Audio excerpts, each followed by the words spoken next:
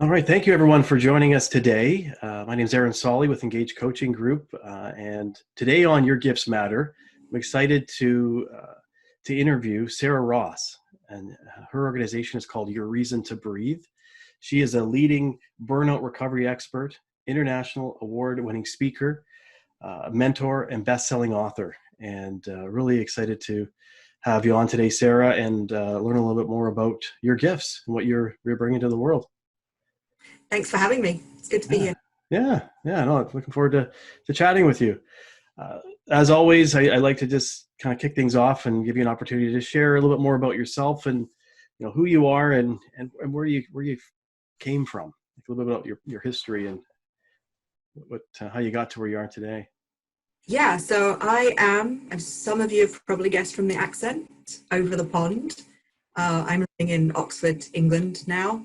I came back here a couple of years ago after 10 years living in Switzerland.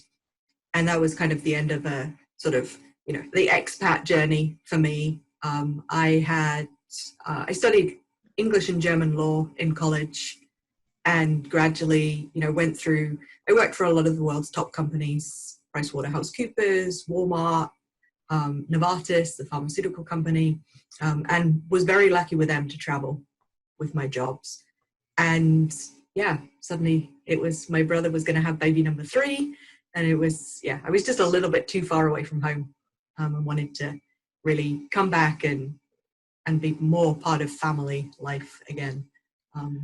So yeah, I've been back here. My company, Your Reason to Breathe, started around about the end of 2018, when we actually said, you know what, this is time for it to be about my story, not something I just happened to be good at, which is what I had previously worked in, but actually that story that, I'm passionate about and I really want to help change lives with suddenly became the forefront. So Your Reason to Breathe was born.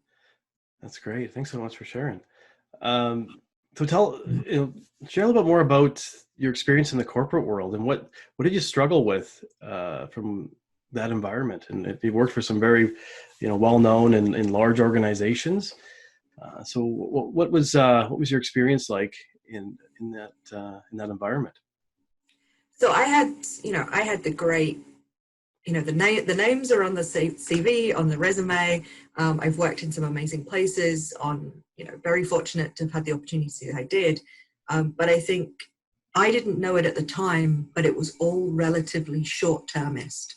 I actually, when I left corporate and looked at my resume, like in its entirety, I hadn't really stayed in a job longer than 3.5 years, which, even in today's, patterns is still quite long, but I wasn't, if I wasn't getting the promotion or the pay rise or the title, then I would tend to find a company that would give it to me and just move on to something else. Now, I was an internal auditor for the best part of 10 years.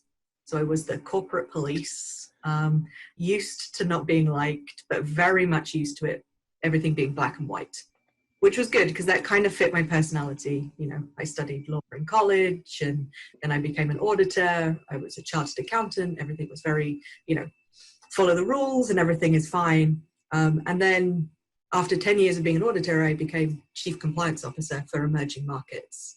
So I was suddenly responsible for 50 different countries, all of whom are pretty high on the corruption perception index, so are known for not being the easiest places to do business or the most ethical places, shall we say.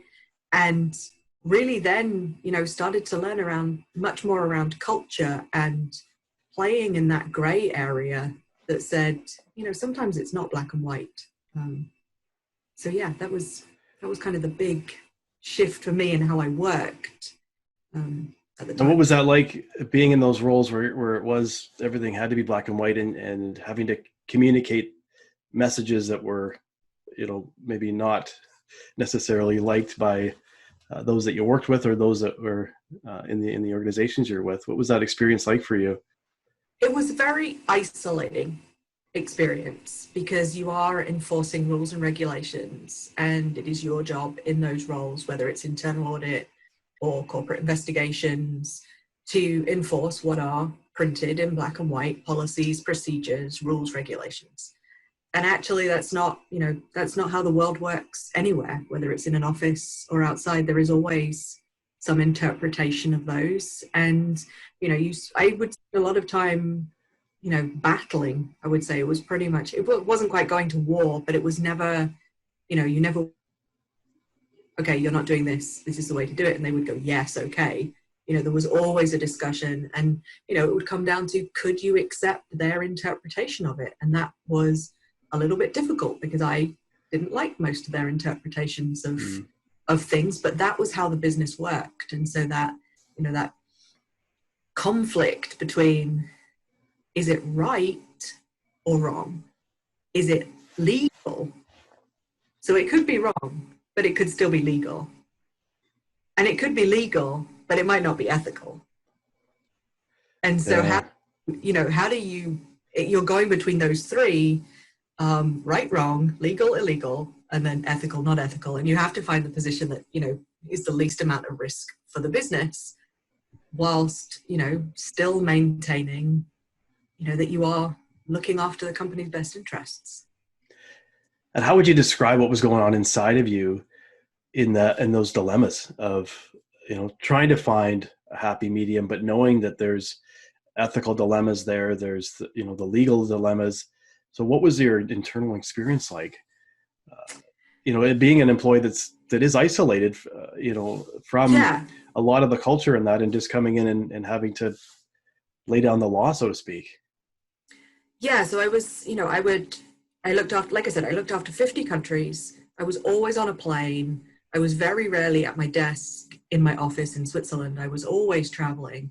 And, if I was going somewhere new, I would always come up against, you're younger than we expected. They were expecting this 50-year-old experienced, years and years of experience behind her. And I was turning up and I was 33 at the time. And that, that would immediately put them on she doesn't know what she's talking about. And I would feel a little anxious. It's like, I have to prove myself. And so every single time would be like, I have to get this right. And sometimes, you would go a little bit too harsh to make them see that you were the boss. But what would that look like? How would you have to? So, some of the times, you were literally, you could have a discussion, but at the end of the day, the final decision was mine. And, if the decisions have gone well, then you're more likely to find a compromise. If the decisions are, you feel like you're beating your head against a wall, you're more likely to come down on a black and white answer. And if, whoever you're talking to, if they just will not give an inch, then you also retreat into the, well, if you're not moving, I'm not moving. Mm-hmm. End of the day, it's my decision, like which way we go. So yeah, for sure. So how did that impact your mental wellness? So like I said, I was traveling a lot. So mentally, I was exhausted. I would travel 85% of the time. I was always on a plane. I rarely saw family and friends. I pulled back as much as possible of that because I was also starting to get sick, suffering from migraines. My body didn't know which time zone it was in most of the time. And I was eating, well, you know what, the food they serve you on planes, it's not necessarily nutritionally balanced or what you want to eat, it's whatever they've served you. And so mentally, I was tired, but I was also getting more and more frustrated at what I could and couldn't do. And I think for the first time, as I was working that job, was suddenly aware of how important my values were and what was important to me, and did they really align with what the company was doing. Yeah. And so how did you, like in those leading up to that and essentially not living your values and having to follow values that you weren't in alignment with, like, what was that? Like, how did you cope with that? How did you, It was, I think when I joined the company, I believed our values were aligned. It was the company I wanted to work with. I was really excited. And then gradually you would start to see, back to interpretation. Well, what does interpretation of integrity mean? or ethics or caring and curing, in a pharmaceutical sense. And then, towards the very end was actually you will care and cure if it's with the right profit margin. But if it's not making you enough profit, you actually don't care. And you would rather take products away from people who need them than not have as much profit coming in from a certain part of the globe. And that to me then was like, this isn't the right place for me, because for me it would be to care for people and to be looking out for them, and making the best of a situation, and giving up a couple of percentage points for people who are dying of malaria or not getting the help that they just did not fit with me anymore. Right. That was not gonna sit well. And when it doesn't, it's really difficult to then make decisions that are in the company's best interests. You want to protect people, but you also are you're having to put one policy out that you're saying, but your heart is saying, actually, it would be better if we just did this. And that's their interest, but it's not necessarily what the company's going to sign off on. So it's, continual sort of inner conflicts to find what is the right thing for all of us, and trying not to get too emotionally attached to the people that you were trying to help. That sounds extremely difficult. Extremely difficult. It was, and so by the time I finished with that job, I was pretty angry at me, at the world, at that job, at everything that perceived had happened in that time. And it was, and that's not a good place for your body either. And so where did that leave you? Like how much was the impact on you? So I said I was getting migraines. And so when I first started to get stressed, when my body was really starting to say, we need to do something differently, I was probably getting a migraine once a month. And then it was once a week. And by the time I left the corporate world, it was 25 days a month. 25 days of being in a dark room, cold pillow, not being able to see properly, just waiting for the pain to stop. Rarely out of my bed. If I made it to the sofa, that was a good day. I was incredibly isolated. I didn't speak to anybody at work, and my friends by that point had, not that they had given up on me, but if you say no every single time someone asks you to dinner or should we go to the cinema and you say no, eventually they just stop asking because they know that the answer is no. So it became very lonely and isolated, and some of it, a lot of it was self-imposed. And so even now, as we're going through COVID, I can see a lot of the things that people are struggling with who live alone, and it's not self-imposed. They're being told that they have to stay in, and a lot of those things that I then struggled with start to come up again. Yeah. And I hear you, you were saying how just your position in these organizations was isolating. And then the isolation, just got more and more extreme to the point where you're now you're literally in a dark place in your home, completely isolated from not only, the organizations you work with, but your friends and your family, and all on your own there. And your body has put you into this state where you are absolutely isolated. So how did you move through that? So my body had for years been giving me, the warning lights. It's time to stop, but it's time to recharge. And I often say when I'm doing a talk, how many of you would, if your phone got to 5%, would not be listening to me, but would be trying to find a plug? And that's exactly what we would. When I give a talk, I actually ask people, if you had your phone and it got to 5% battery, how many of you would be running to find a plug and not necessarily listening to me speak on the stage? And that's the same for, our bodies. Our bodies give us signs like that, and we don't necessarily respond quite as quickly when it's our body doing it as we would with our car or our phone. And so, with me, my body was giving me so many signals that things were wrong. My diet was off, I wasn't sleeping. At the height of that burnout, I think I was probably getting 1 or 2 hours of sleep a night. Wow. And sleep deprivation is actually a torture technique. And so when you are constantly only getting a couple of hours a night, then your body is slowly but surely shutting down vital processes. So I spent most of my, my brain was foggy. I couldn't remember words. I wasn't sleeping properly. I used a lot of caffeine drinks. I don't drink coffee, but it was still energy drinks and anything that would keep me awake. I didn't eat properly.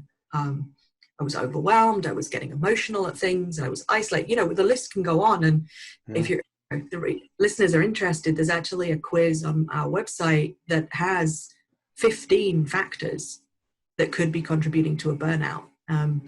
And at the height of that burnout, I had four. Sorry, what was that? At the height of my burnout, I Yeah. had 14 of those factors. 14 of those factors. Wow. Yeah. So how did you, what was the turning point for you? How did you move through this and get to where you are now? I had decided, so I left my corporate job, I took a severance package, and I then decided on my 37th birthday that I wouldn't be around to see my 38th. I didn't tell anybody that plan. It was completely with me. I didn't want anyone to know I was struggling or that I was failing. That was the biggest thing for me, this fear of failure and disappointing people. So I didn't tell anybody. But I did come up with a plan that 6 months down the line, I would actually take my own life. And in that time in between, I would go and do things that I had always wanted to do. And I would go and say goodbye to people, friends around the world. They wouldn't know that's what it was, but I needed to say goodbye and see them one last time. Wow. And so I ended up in an orphanage in Vietnam for disabled children. It had been one of the things I'd always wanted to do, never had enough time.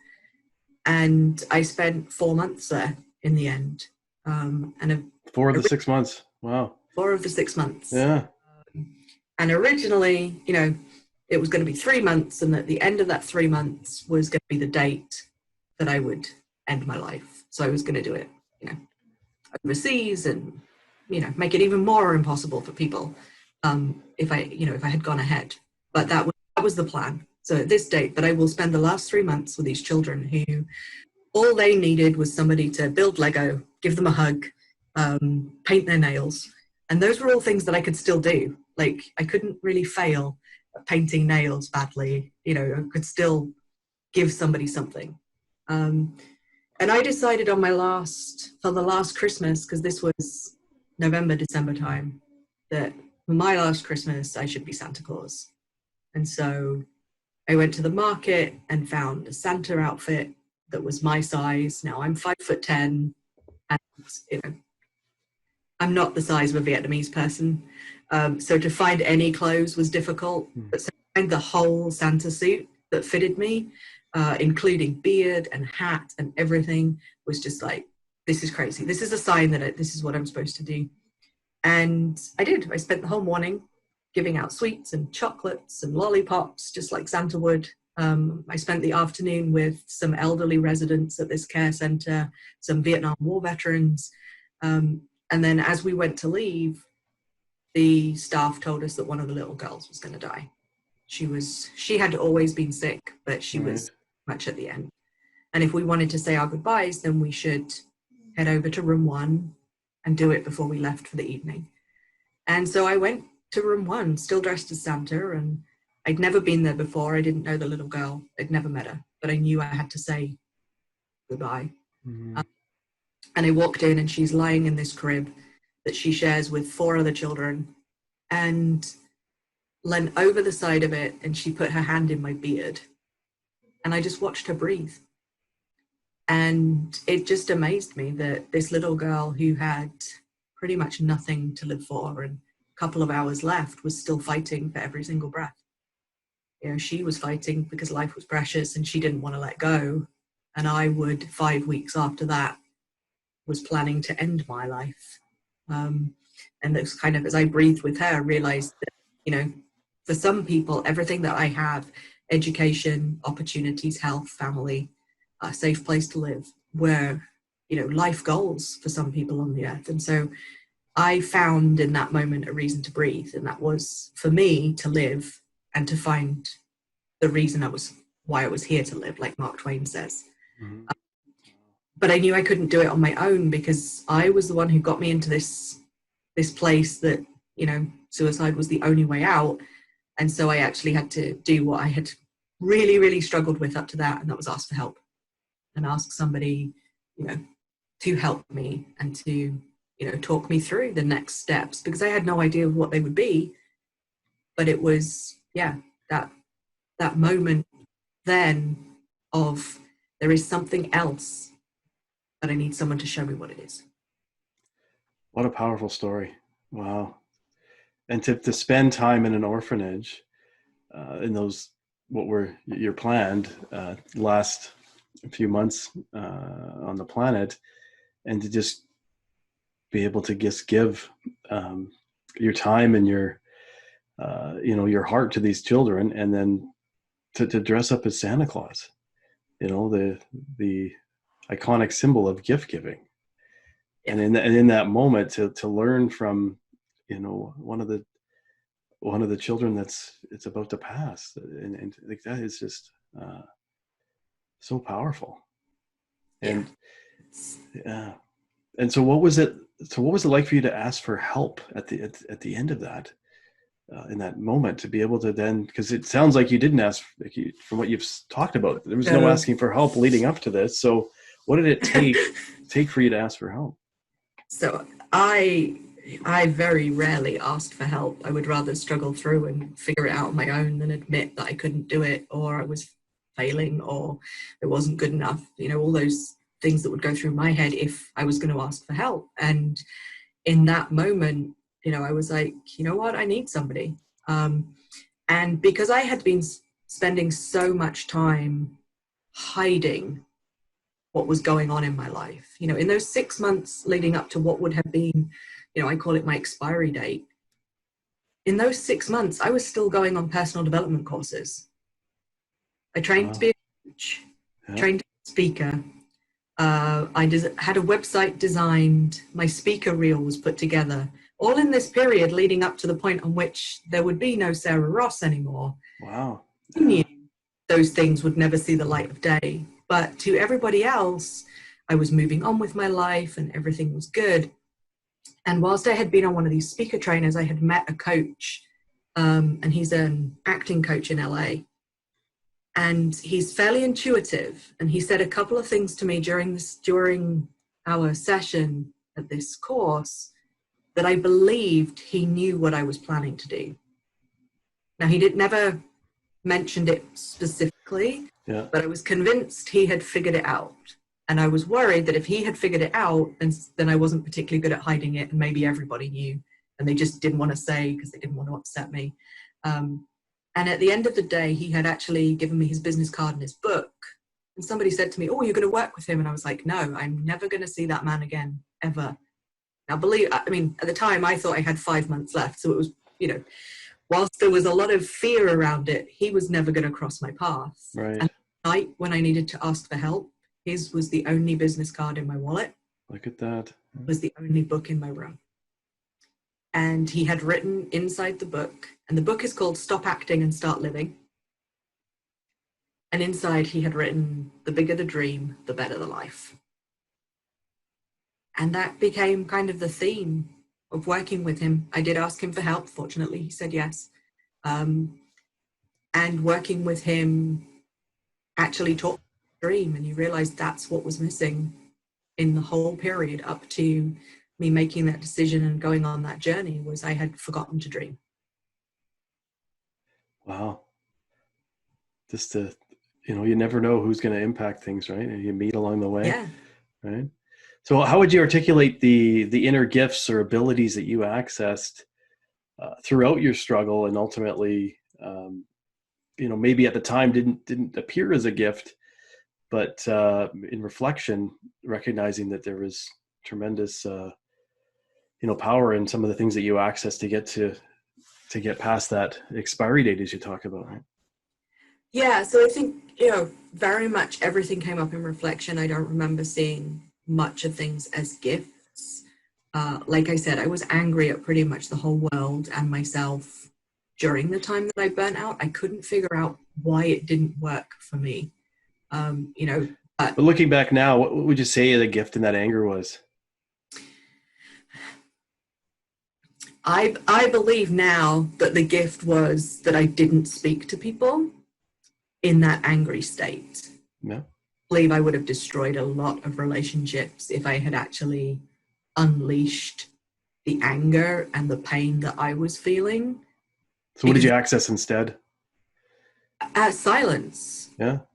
I was forced into it because of the migraines. Yeah. But the migraine also stopped me from, you know, hurting myself and others and trying to take on any more. And I think that's the really important piece was I was burnt out. I could not do anything else. But if my body had given me even an inch, I would have been back at my desk. I would have been running trainings. I would have been, you know, in the presence of my boss who I didn't really get on with. And it would just have got worse and worse. But what the migraines gave me was that you must stop today. And sit in the silence. It sounds like. Yeah. Here is the silence. Do not move. Do not do anything. You know, you can't learn anything because you can't read a book. You can't open the computer because it hurts your eyes. You can't turn the TV on. So, you know, it's literally, okay, it was me with my dark thoughts, which, you know, maybe wasn't the best piece, but there was definitely this quiet that came about that went, you know what, if I can give you only one thing today, it is just listen to your body. And that's interesting because from what you said about with that dying orphan, you just sat in the silence and listened to and listened to her breath, right? Yeah. So and just looking back on it, you know, looking at the time at that, I don't remember much of the 2 months leading up to that Christmas day. I know I was not a pleasant person to be around. I was still angry. I was still, you know, I was still scared that other people could tell how bad things were for me. And I didn't want anyone to have guessed. But the room that I used, you know, like I said, she was in room 1. I'd never been in room 1 before. I worked in room 5. Now in room 5, the majority of the children are dumb. They do not speak. Nobody's taught them, or they don't have the ability to. And so I was surrounded by children who were quiet. No, it wasn't until probably after that Christmas day that any orphan actually said my name, because I went to different rooms after that, you know, and people, you know, some of the orphans would say my name, but when you look at the timeline, until I was Santa Claus, nobody said my name. Look at that. Yeah. Easy, right? Yeah. It's just absolutely like a needed experience for you, and everything just kind of as tough as it was to go through that. It sounds like that's where you needed to be and get to be where you are today. And so the 2 months after it, just the number of lessons that came from the children, not in any learning capacity, but just by being with them, but being in a different headspace, is actually what forms much of the work that I do with clients now. Yeah. So why don't we talk a little bit about that? So that we're going through and you've talked about your realization with being in isolation and relating to how people are perhaps going through the global pandemic right now. So how are you working with people through this and beyond? And even, you know, feel free to share your own experience around, you know, now the fact that you've gone through isolation to an extreme level, and now you're in it along with everybody else. And how are you coping with it differently this time? I'm very much aware of, you know, I'm an introvert by nature. So when they go lockdown, you must be, you know, I live on my own. It's like, well, this will be a breeze, right? I'm an introvert. Like, I love my own company. And then you realize that actually you don't, you know, there are times it's not necessarily actual, you know, verbal interactions. It's the energy of other people being around. So going shopping is actually almost a recharge for me, not because I'm speaking to anybody, but because there is the energy of other people in the supermarket or in the that's reviving for me. So that I wasn't aware with. I believed lockdown would be the easiest process for me. I miss my family.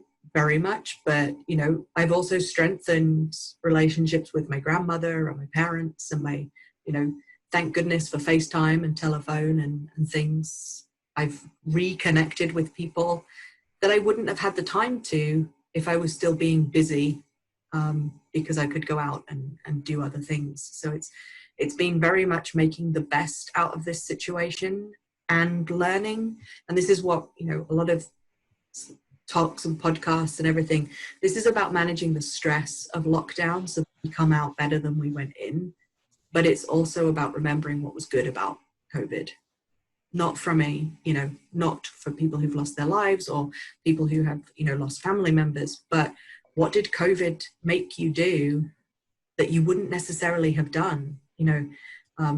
People put on vision boards, I want to spend time with my family, or I want more time in nature. And that's exactly what they're getting.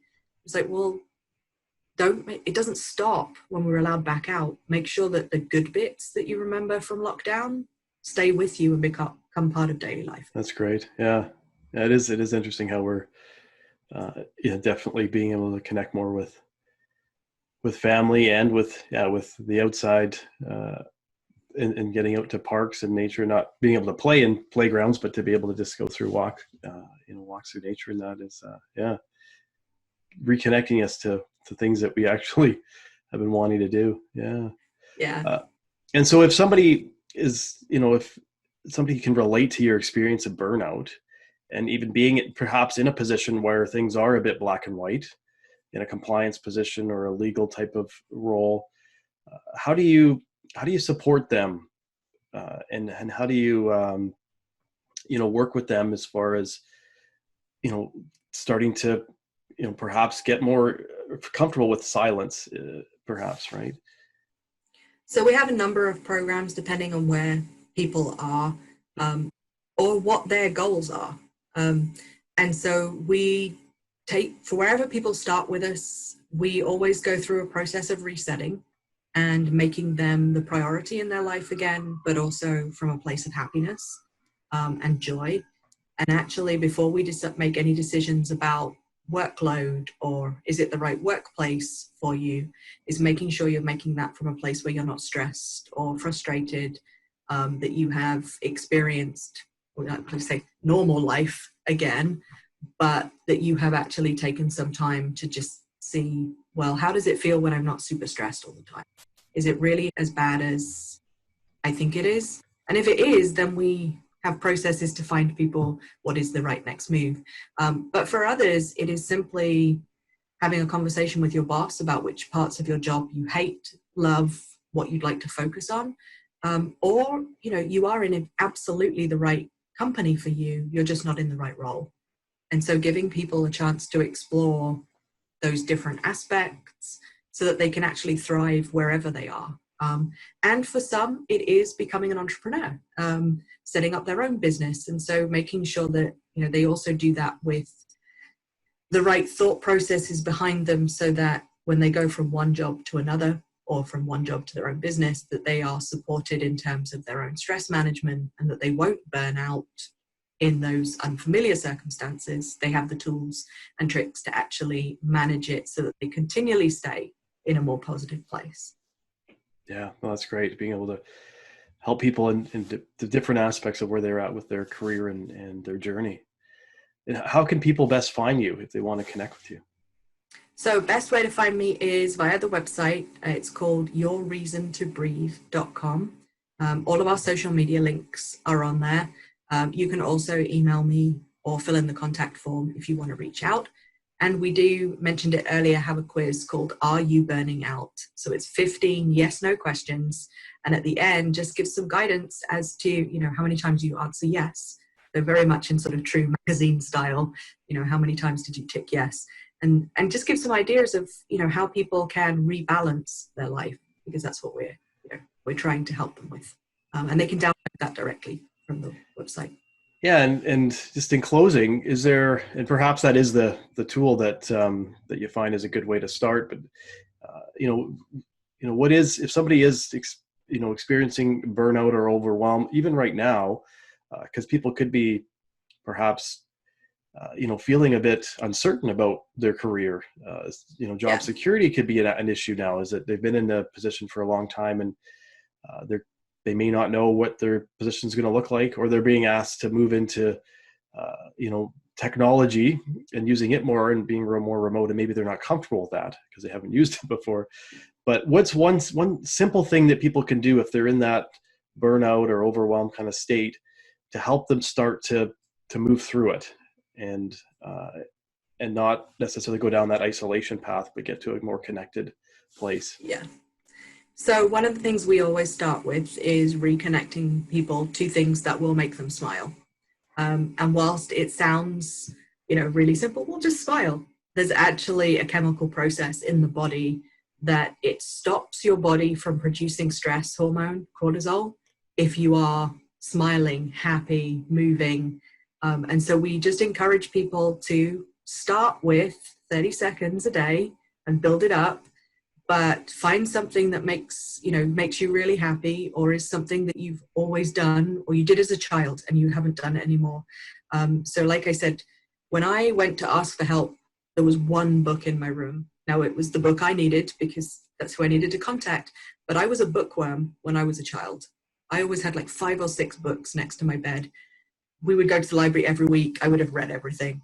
But reading for me is the thing that makes me happy. Now, we're very fortunate that we have these things. You can carry your own happy pills around on a phone. And so find yourself a playlist of music that makes you relax, makes you happy. If you like watching cat videos, then, create a playlist of cat videos or goat yoga, or, there's a meme that I like, which is a penguin pushing another penguin over. It makes me happy even talking about it. You just say, find what it is for you, and then just make sure that every day you do, a couple of minutes where your brain switches off from stress and just allows your body to also produce all those happy hormones, which are the ones your body then needs to start the healing process, the reset process. It's such a good reminder just to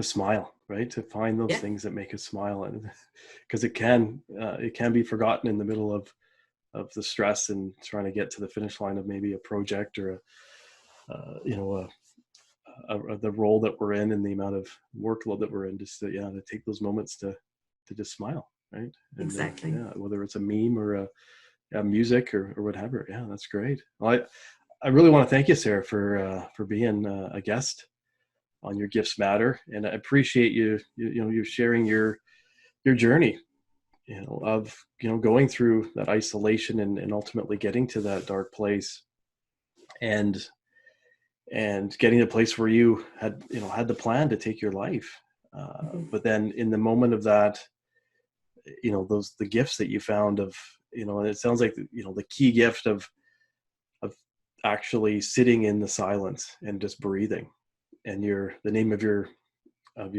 coaching practice says it all, your reason to breathe, right? That is such a simple act that all of us have to do, and in addition to smiling, remembering to breathe is so powerful, and just getting oxygen in our bodies to give us that energy, and to ultimately give us the life that we have here to live, right?